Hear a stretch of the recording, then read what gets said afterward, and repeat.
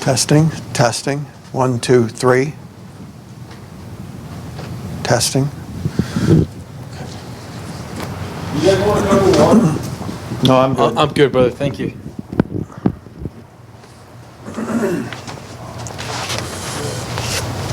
It's locked? Do you want me to open it? I think it's a big cup. Yeah, I think it's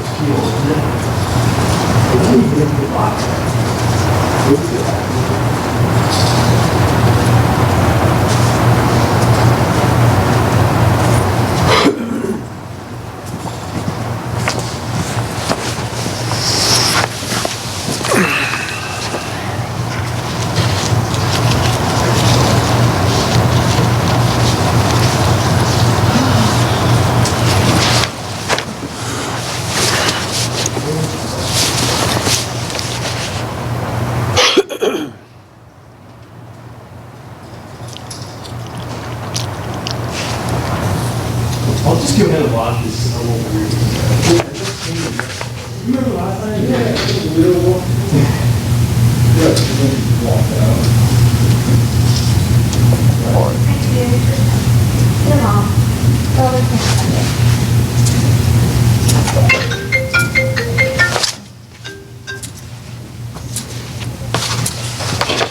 This is a prepaid call from. Try to turn it down.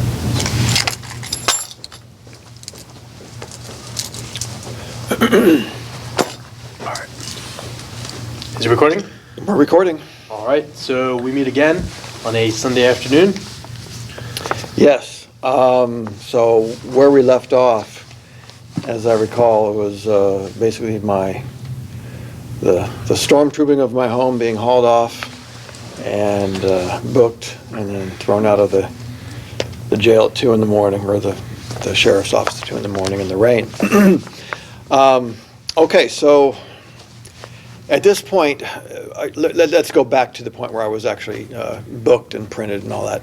One of the things that the deputy in charge had to do was say, okay, you're here for this criminal act. And he said, okay, you need an arraignment date. And he says, I'm going to give you one that's 3 weeks away. I said, whoa, wait a minute. No, we're not doing 3 weeks. What's the soonest? I mean, I want it soon. He goes, oh, you want it soon? Okay, very good. It'll be in about 8 hours. Or, it wasn't actually, I think it was like 1 o'clock in the afternoon. But it was literally at this point, the day I'm actually standing in front of him at 2 in the morning, that day, so 1 in the afternoon. And I was actually arraigned in front of the very judge that did this to me. And so I think I'd already said that, after being thrown out of the sheriff's office, I made my way to the church and just hung up against the church proper, the church doors there, and waited until somebody got there that morning. And so I got let in. I was exhausted, cold, but I finally got to get some sleep. So anyway, I'm facing this arraignment that afternoon, which is what I wanted. I didn't want any delay on this. So I go to this in the state of shock I am, as you can imagine.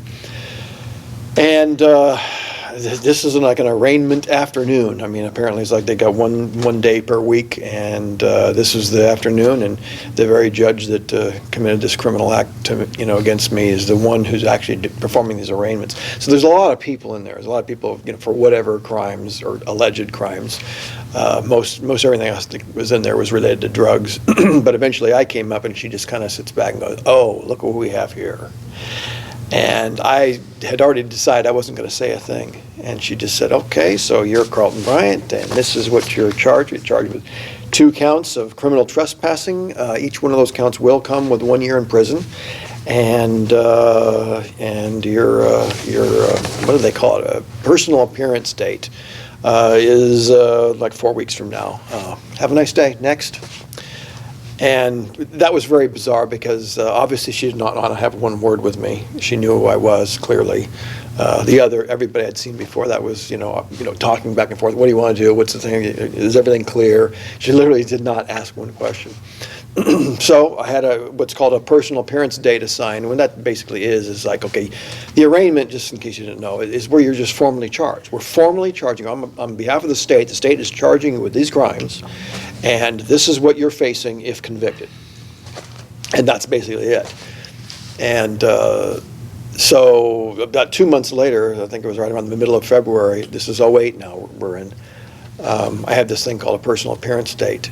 And that's where, now again, there's a lot of time here. I mean, it's about 8 weeks, and I don't really know what I can tell you in terms of what was going on that 8 weeks, other than I was staying with a friend at the church who put me up for a couple of weeks, and I ended up staying in a camper out in a friend's or somebody's farm. But actually, it was related to Jeff Krupp. Right. Jeff Krupp. Did I mention this already? Yeah. Okay, sorry. So there really wasn't much. I'm still working at Hewlett Packard, so I'm basically going back to work and just trying to keep my sanity, Right. with all this hell that's unfolded. And so I'm really only focused on one thing at this point, this personal appearance date where I'm going to have to do. And even though I have to be honest, I didn't really know quite what it was about. I just figured they're going to probably want to know: are you going to claim innocence, or are you going to confess? Right. And that's what it really was, to cut to the chase. So, again, that gap of 8 weeks where I could probably write a book this thick on it, just because of the horror and everything. I mean, it was a horrible time, indescribably horrible. And nothing from Megan during this time? Oh, no. Nothing As you and I are talking, I've never heard from her. Okay. Just so you know, no, there's nothing. There is absolutely nothing. No email, no nothing? Nothing. Yeah. Zip. Nothing from her family, nothing from anybody connected with her. Well, I should say, her friend Manel, I was in contact with her, but she was cut off too. Everybody who knew her in Oregon was completely cut off. Right. She's gone. So anyway, yeah, I'm just speeding past that 2 week period of time, just because there really was nothing functionally or operationally in terms of legal matters between us. So anyway, middle of February comes along, personal appearance date. I have no idea what's really going on, I have no attorney, and at this point I don't think I did not even call about attorneys. I did later, but at this point I figured I'm just going to stand on my own. I can tell this story. And so I go to this personal appearance date, and the courtroom is packed. And this is the biggest courtroom there in Benton County. It's the presiding judge was there. And they're processing everybody, in terms of what you do. What do you want to do? You want to plead? And virtually everybody I saw there was pleading out there, just, I'm guilty, I'm guilty. Give me whatever you deem best. And I stand up and I said, okay, this is State of Oregon versus Carlton Bryant. The counts are 2 counts, charges of criminal trespassing. And he's looking at the whole thing. He's looking at it. I can see. He's like, "Whoa, this is weird. This is really weird." I could see that certain things weren't connecting. So he finally says, "Okay, Mr. Bryant, you're charged with these things. You've already been arraigned. Your option, of course, is just to plead guilty and accept some kind of a sentence now." Or actually, I'm getting ahead of myself. I am getting ahead of myself. Sorry. The first thing that happens is the judge turns to the district attorney's office, and there's a gaggle of assistant DAs there that are there to move all these matters. And he says, okay,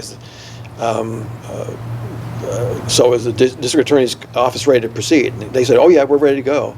And so I stand up and I said, okay, and he says, okay, well, what do you plead? Do you plead guilty or not guilty? I said, innocent. And he goes, okay, not guilty. And then he looks at the paperwork again. He goes, Mr. Bryant, have you read the charges against you? Do you understand everything that you're facing here? And I goes, yeah, I understand everything. And he finally realizes what's going on here. And he looks back at the state, the district attorney's office, and he says, oh, he's basically saying, what the heck's going on here? And he goes, and they finally start shuffling paper and go, oh, wait a minute, hold on. And all of a sudden, before I know it, somebody pulled out a piece of paper and he just throws it over to me. And the judge goes, oh, that's your offer. And I They pick up. wrote it already, like, They already had, mind you, and they never contacted me. So they're expecting, yeah, let me back up a bit. You might have to understand that they're expecting the accused to hit their knees and beg for mercy. right. Okay, I didn't do anything of the kind. I never, they expect me to contact them. They expect me to hire an attorney. This is how it works. Right. So I went with none of the plan. And they just didn't know what to do. And so finally, apparently, somebody had drummed up a plea bargain and said, wait a minute, don't we have a plea bargain for this guy? And they go, oh, yeah, that's right. Well, we weren't going to mail it to him because that would look like us falling to our knees before him. We didn't want to do that. But now that we got him here and this is our venue, we own him here, give him the piece of paper. And it slides over to me, and I just take it, I'm going, pick it up. Rejected. I mean, I looked at it What for did three it say? seconds. Oh, it had all kinds of terms like you pay this kind of restitution, pay the salaries of the deputies. It was a lot, hundreds of hours of community service. I don't even know. There might have even been a parole condition in it. Wow. Yeah, and I just said, oh, this is summarily rejected, and the judge is going, well, wait a minute, Mr. Bryan, did you read that? I go, I read enough. I don't need to read anymore. That's rejected. My plea is innocent. And he says, Mr. Bryan, you do know this is 2 years in state prison you're facing. And I said, yeah, I got it. I got it the first time. And then he just looks back at the Satan and he's going, he literally started going like this, going, what do we do here? And they're just going, we've never been, I could see in their faces that they were literally had never been in that position before. They did not know what to do. So obviously he goes, okay, the judge says, okay, I guess we have to set a trial date then. And he's looking back at the DAs and he goes, do you have any dates here you want to give me? And they're going, okay. They open up their laptops and they're going, okay. And it was I think it was like April 25th, late April. And he goes, okay, Mr. Bryan, is that a fine date with you? And I go, well, if you don't have anything sooner, I don't want something as soon as possible. If you've got something, next week, I want that. And that shock, I could tell that shocked him because everybody wants like, oh no, get away from it. And I'm trying to get to it. And he goes, and he looks to them again, and they went, no, that's the soonest we can get, which obviously was pretty soon. That was Right. quite soon, I'm sure. So I said, okay, well, if that's the soonest, we'll take that. And he says, okay, Mr. Bryant, now we have one other thing here. Now I want to let you know that we have two ways of going here. He said, I'd like to make myself available to you and let you know that I can adjudicate this matter.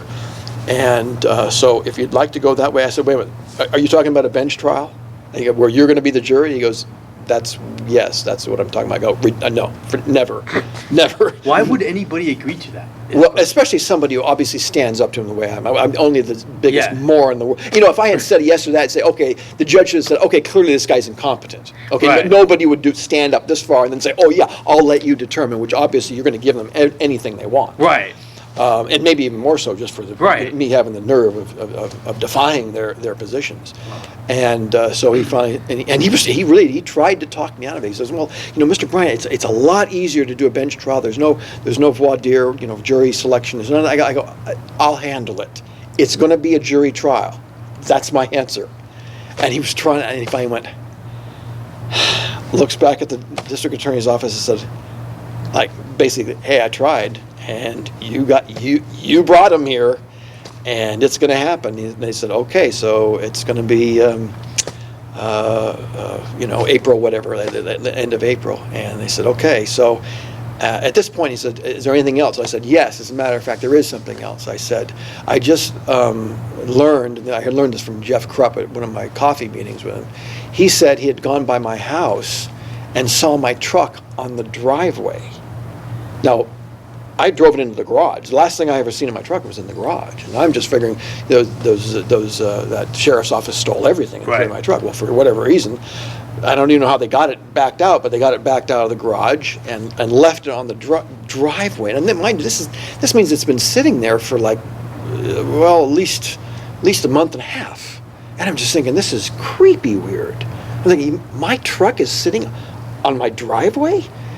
He goes, yes, I just saw it yesterday. or, a couple days ago, this is before this personal appearance date and this conversation I'm having with this judge. And so when he says, is there anything else? I said, as a matter of fact, there is.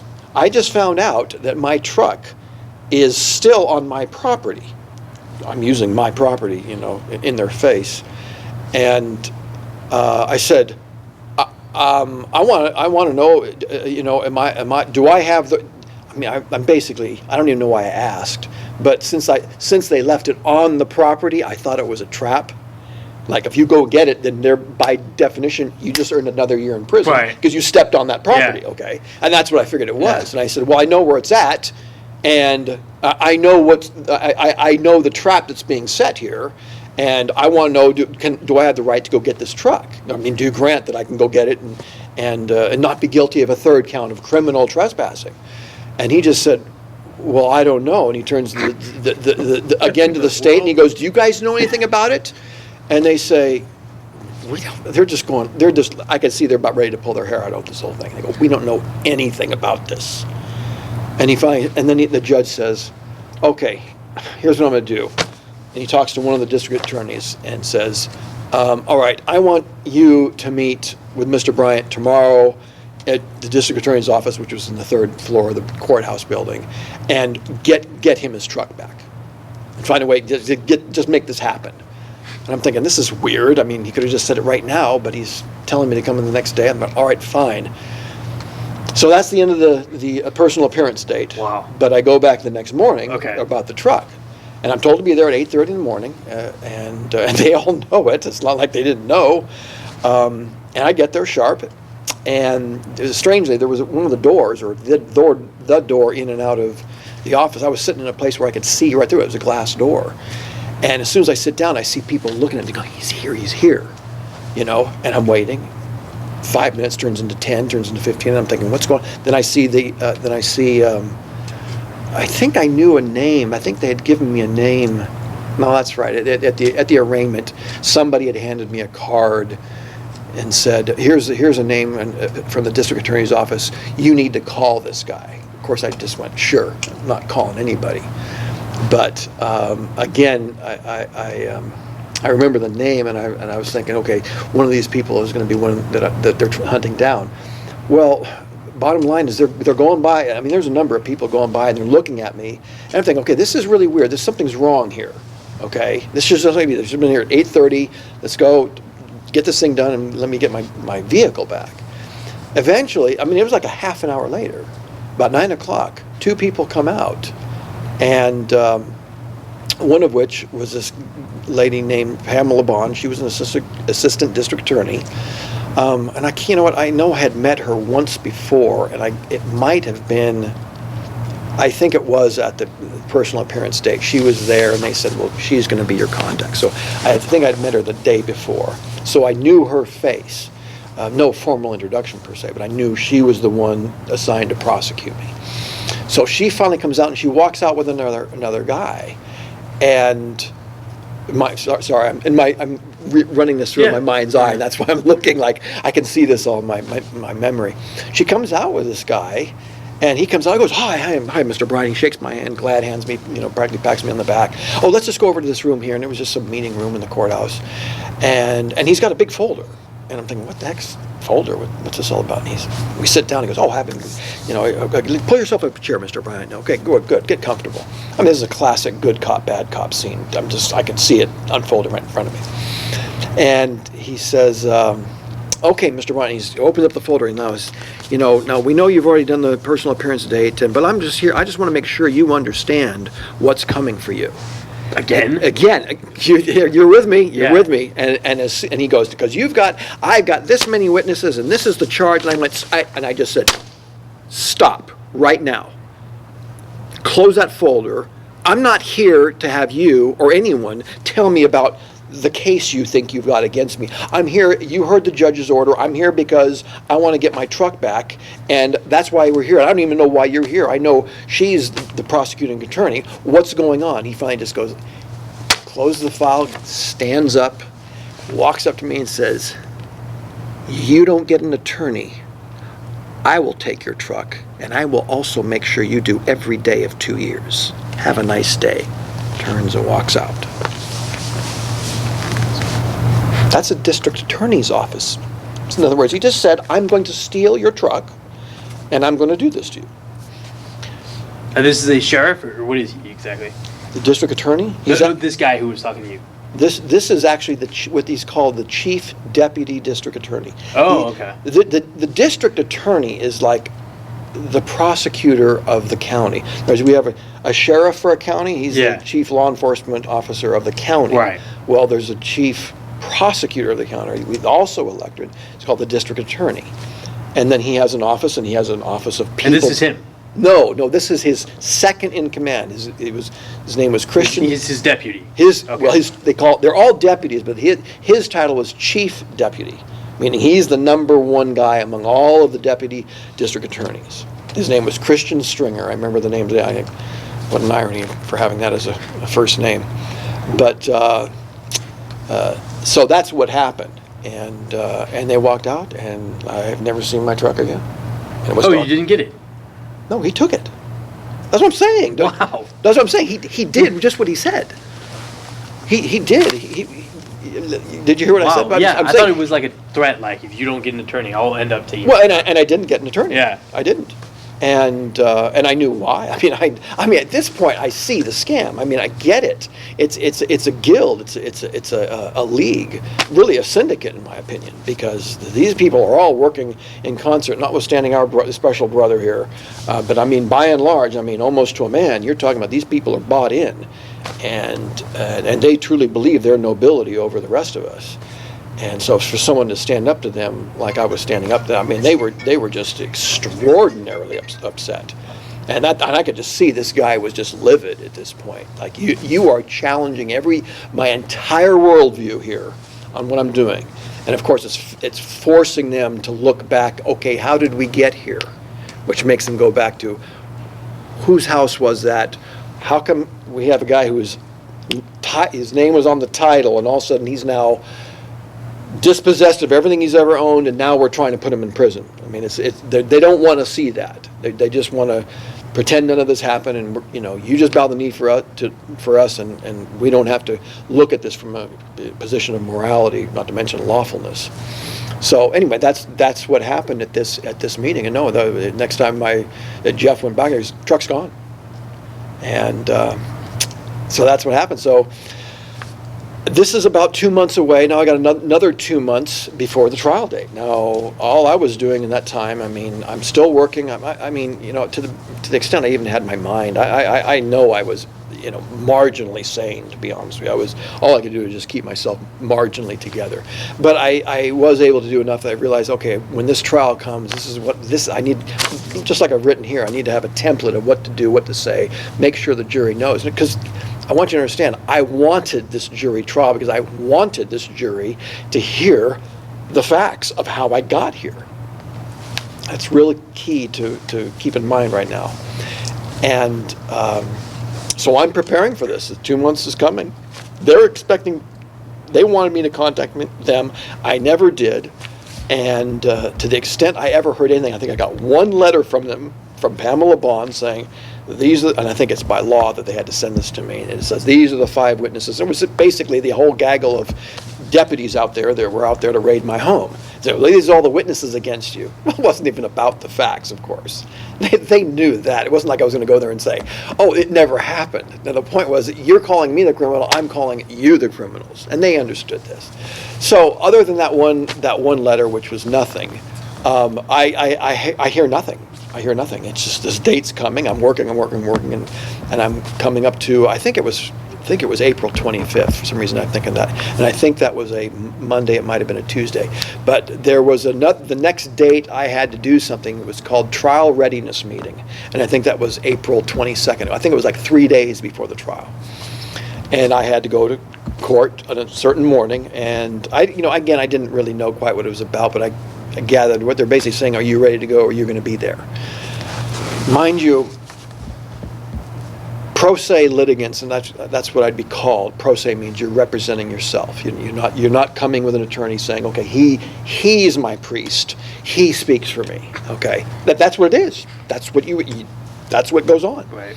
He speaks for me, and I didn't have one, so I went there by myself. Again, they wanted me to have an attorney. I understood the power of that at that point, because this Christian Stringer didn't pull any punches. I knew why he wanted me represented, because they didn't want to face me. They didn't want to have one word with me. But as you know, it wasn't going to happen. They were going to have to face me. So eventually this April 22nd date comes along. It's like at 9 in the morning, go back to the courthouse.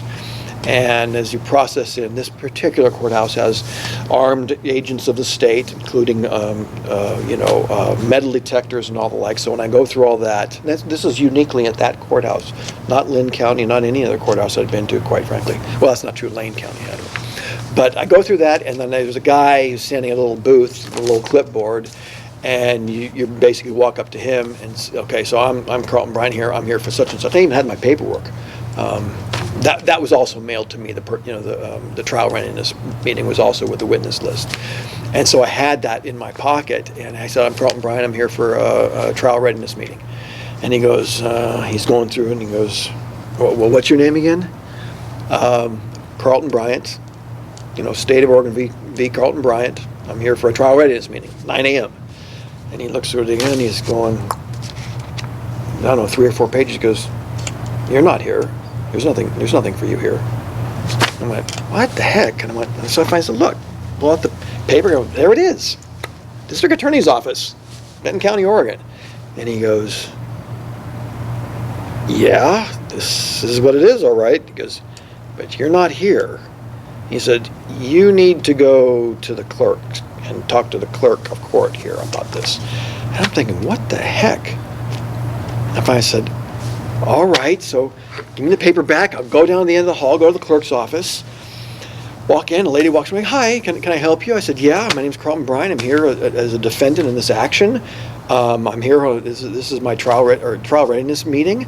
Here's my paperwork. I'm supposed to be here at 9 in the morning. I just went to the guy who was, directing people to whatever rooms to do this." And he says, "There's no information on me whatsoever." And she kind of goes, "What?"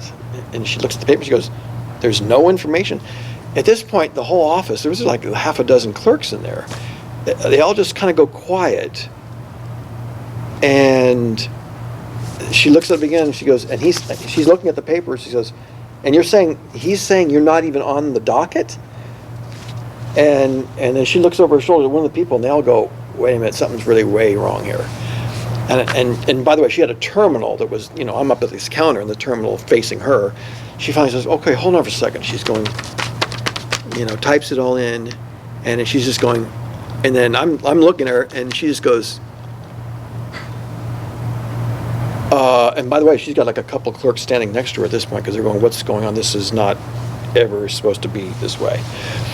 And I see her eyes get as big as saucers, and she's in a state of shock, and she says, "This has been dismissed." And I'm like, "Dismissed?" I go, "What do you mean? The only person who can put in a dismissal is me. I didn't put in any dismissal." She says, "Well, the judge did, along with the district attorney." Just so you know, I'm sure if you ask these criminals, can they do that, they would tell you, of course, yes. But no judge and no district attorney has any authority to look at a charge and say, "We've charged you and we've taken you right through a personal appearance date," and then say, "Oh, by the way, we're going to decide that that's now legal for you to do." You follow what I'm saying? They don't have the authority to do this. They dismissed it. And of course, obviously I wasn't looking forward to this trial. It obviously was a huge stress on my soul, facing this. But on the other hand, I desperately wanted it, because I desperately wanted to get this before a jury. It's not like the jury was there to get me back my house. That wasn't the point. It was like to get these facts on record. Not to mention the fact that you get 12 people here. "Hey, did you hear what just happened to some guy in Albany? That some judge did this summarily, and then the sheriff's office went in and swept all his stuff away, and et cetera, et cetera." Well, they figured it out, and they figured out this is why I was doing this, and they said, "You know what? We really wanted to put him away, but we don't dare have this get in front of anybody." So they dismissed the case. and that's the end of April. And so the looming threat of spending a couple years in state prison is now over. It's not going to happen. But I'm also left flat-footed in terms of, I wanted to get some traction on that. So that's up to April. So. So you don't get your house back or any of this stuff. No, I've never. Yeah, no. So they just drop the charges like that. Right. That's what I'm saying. If you think about it long enough, you'll go, wait a minute. This is extraordinarily criminal. This is extraordinarily because you can't say you're guilty of this crime, because in other words, if they're, let me work it backwards. If they're dismissing it, they're saying, oh, wait a minute, that house does belong to you. Right. Okay. Right, You see the simple logic, right? It belongs to you, but it doesn't belong. Yeah, right. And We control the language. You're just a serf. Get him out of here. And that's what. I also made a bullet point here that I want to say that I expected a question at this point, like, what do you mean 2 counts of criminal trespassing? What do you mean? I mean, how do you get 2? It's 1 count, right? Well, I found out from the DA's office. They said, because I asked this of Pamela Bond, the DA had been assigned to prosecute my case. I said, where did you come up with this two counts? They said, they said, the sheriff went by late that evening and saw that you were in the house, and they said, let's just come back in a couple hours and be still there. After midnight constitutes 2 counts. Right. I said, well, gee, why didn't you just let me sit in there for a couple of months and then just throw me away for life and throw the key away? Right. But I mean, again, this is what I'm dealing with. Well, there's no such thing as 1 minute past midnight, count 2. There is no such thing. But that's what they actually said. I should also say that that when I met, again, some of the stuff is getting gray. And when I met this district attorney, assistant DA, again, his name Pamela Bond, I asked, I said, why was this dismissed? And I knew why, but I wanted to hear what she said. And she said, well, the district attorney's office got word from your wife that she said that if we prosecute you, you will murder her. So. Do you think that's true? No, but it's also possible, because you got to figure the world she entered. Right. Is just about death, blood, and murder. I mean, this is, so part of it does, I have to grant it as possible. You need a break? You want to? No. Okay. I have to consider that it's possibly true. I mean, I knew at this point my wife was just completely psycho. Right. So is it possible? Yeah, but I'm still leaning more into they just contrived some answer to justify this so-called dismissal. They had to come up with something grand to say, this would be our excuse for not prosecuting you, something of this severity. So anyway, that was it. How are we doing on time, by the way? 2:22. Okay, well, we'll stop in a bit. You want to stop at 2:30? Is that what you want to do? Yeah. Okay, Yeah. okay. Could you do me a huge favor and unlock the door? Yeah. Just because I unlocked it, and there should be vehicle at 2:30. Thank you so much. Okay, let me just read my notes here again.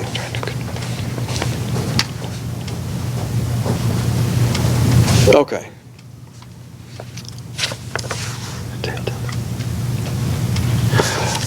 This next point I wanted to bring up is not really critical to the story per se, but I don't know why it struck me. It speaks to the nature of these people and what they do, and they mean, in this case I'm talking about the DA's office. This woman, again, Pamela Bond, I should tell you about her. She was about 5 feet tall, and she didn't look like she could have weighed over 50 pounds. She was the most anorexic condition I'd ever seen. Not that you see people like that commonly, but I'd seen a few people anorexic, and she literally looked like she was about to enter the grave. And that was even when I met her at the courthouse. And in one of the strangest things that ever happened, about a week after this dismissal, maybe a couple weeks, again, I used to go to the Starbucks there at Fred Meyer in Albany virtually every day. And I don't think Jeff was there at that time, but I was just there, and I'm just trying to pass time and keep my sanity. And I'm sitting there with a drink, just leaning against a chair like I always do, and in walks Pamela Bond. She's wearing sweatpants and a sweat top. And all I can tell you is she looked like she was going to die right in front of me. And she gets a drink, sits down on the other side of the store, and just stares at me, and just stared at me. And I have to be honest with you. I looked at her. When I looked at her, I have a feeling she no longer worked for the district attorney's office. I have a feeling she was done. And I honestly thought, this woman's going to die. She's going to die any day. And not central to the story per Did se. she die, or do you know? I don't know. I mean, I wasn't like I was checking obits or anything like that. I was, now I'm just basically living on the street almost. That's literally what I'm doing day in and day out. So no, I had no connection with media or whatnot. And that was, what I thought was the very last thing having to do with the Benton County District Attorney's Office was in fact, that was the very last time I saw her, and it was just like the sentence of death had been put on her.